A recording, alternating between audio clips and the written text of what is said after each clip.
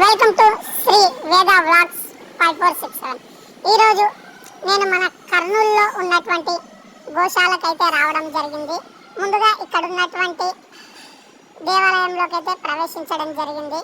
వెళ్తూనే ముందుగా నేను లెఫ్ట్ సైడ్లో ఉన్నటువంటి ముందుగా అయితే ఇదిగో ఇక్కడ చూడండి, వినాయకునితో పాటు నాగప్పల విగ్రహాలు అయితే ఉన్నాయి.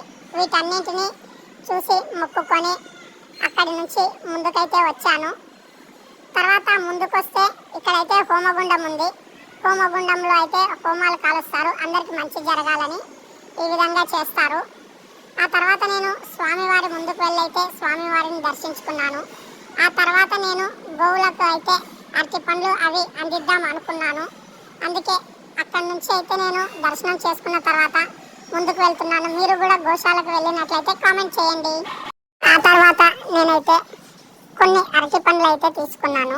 ఈ అరటి పండ్లు కూడా నేను ఆవులకి అందించాలనుకున్నా. వీటితో పాటు మీరు ఇంకా గడ్డి కానీ జొన్నలు కానీ ఏవైనా సరే అందించాలని అయితే నేను అందరినీ కోరుకుంటున్నా. ఎందుకంటే గోవులను రక్షించుకోవడం అనేది మన బాధ్యత. జై గోమాత, జై జై గోమాత అని కొన్ని పండ్లు అయితే తీసుకొని నేను అక్కడ ఉన్నటువంటి చిన్న దూడ దగ్గరికి అయితే వెళ్ళిన. ఫస్ట్ అయితే దాన్ని చూస్తే నాకైతే చాలా భయం వేసింది. తర్వాత అయితే దానికి ఎలాగైనా అందించాలని మెల్లగా వెళ్ళైతే ఒక అరటిపండు దానికి తినిపించిన. అదైతే బాగా తినేసింది. ఆ తర్వాత మా ఇంట్లో వాళ్ళందరితో అరటిపండ్లు అయితే నేను ఒక్కొక్క ఆవుకి ఒక్కొక్కట్లాగా కొన్నిటికైతే ఇప్పించిన. ఫస్ట్ అయితే కొన్నిటిని చూస్తే భయం వేసింది. అయినా సరే ధైర్యం తెచ్చుకొని ముందుకెళ్ళి అయితే అరటిపండు తినిపించిన తర్వాత అదైతే తినేస్తే నాకు హ్యాపీగా అనిపించింది. ఆ తర్వాత లక్కీకి ఒకటి ఇస్తే లక్కీ కూడా అరటిపండు తీసుకొని అక్కడున్న ఆవులకైతే తినిపించినాడు. నేనైతే అనుకుంటున్నా గోవులకు ఈ విధంగా పండ్లు, గడ్డి, తర్వాత బియ్యము అందించాలని. ఇక్కడైతే గడ్డి కూడా అమ్ముతున్నారు చూడండి. ఒకసారి ఈ వీడియోలో చూడండి ఎన్ని గోమాతలు అయితే ఉన్నాయి కర్నూలులో. ఇది కర్నూలులో గోశాల పాత బస్ స్టాండ్కి వెళ్తుంటే ఉంటుంది. మొట్టమొదటిసారి అయితే నేను ఇక్కడికి రావడం జరిగింది. గోశాలకు వచ్చిన తర్వాత ఇంకా ముందుకు వెళ్ళి చూద్దామనిపించింది. మీ అందరికి మళ్ళీ ఒకసారి హాయ్ చెప్పి ముందుకైతే వెళ్తున్నా.